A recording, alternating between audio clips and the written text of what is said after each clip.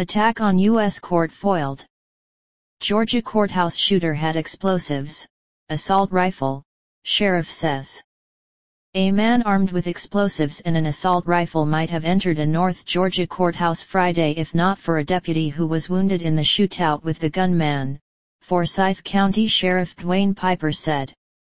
Authorities killed Dennis Marks outside the courthouse, Piper said during a news conference, adding that the gunman planned to wreak more havoc once inside the building.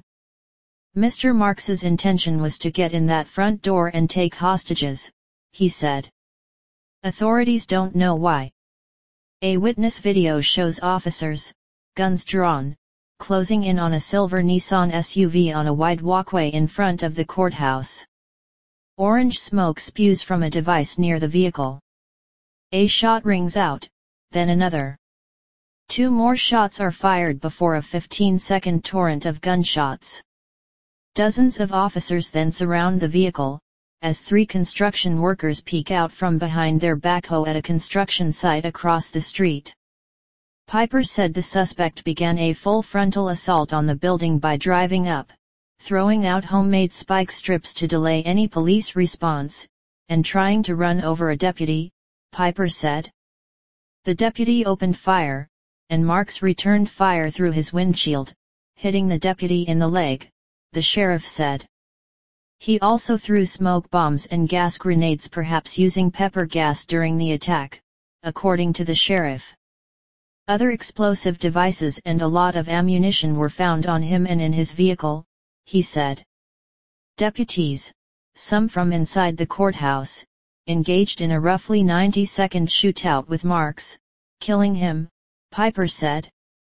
The SWAT team, which happened to be close by on their way to another function, also pulled up about 30 seconds into this gunfire fight, and they engaged Mr. Marks, and Mr. Marks is dead with multiple gunshot wounds, the sheriff said. The wounded deputy, identified by local media as James Daniel Rush, was shot while stopping Marks before he could get inside.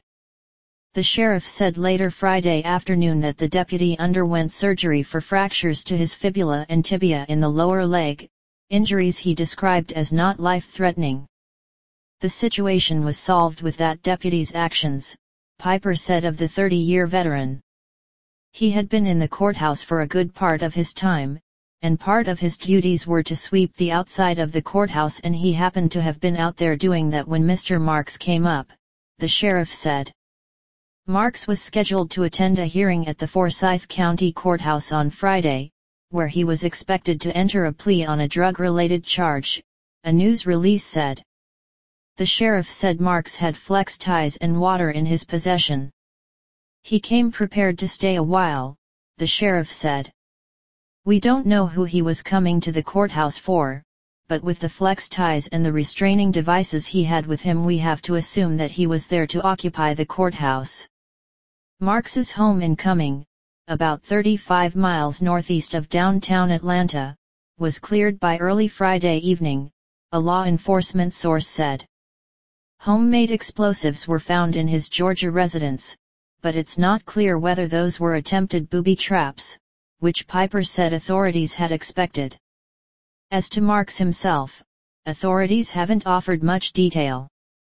A preliminary investigation indicated that he hadn't been at his Cumming home for about 10 days.